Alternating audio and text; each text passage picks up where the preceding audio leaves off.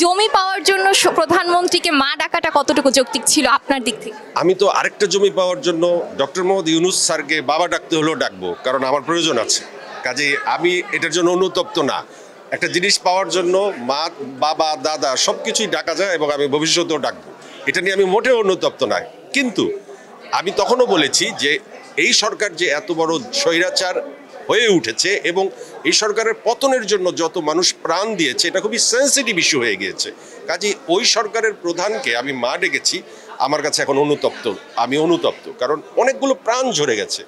এত প্রাণ যেখানে যিনি ঝরিয়েছেন তার প্রতি তো কোনো রকম মমতা কারো থাকতে পারে না। সেই হিসাবে আমি তো অবশ্যই সেই অপরাধের বোঝা নিব। কিন্তু একটি সরকার যখন দীর্ঘদিন শাসনে থাকে, তার থেকে বিভিন্ন ফ্যাসিলিটিস কাজ নেবার জন্য আমাদেরকে কিছু না কিছু আবেদন করতেই হয়।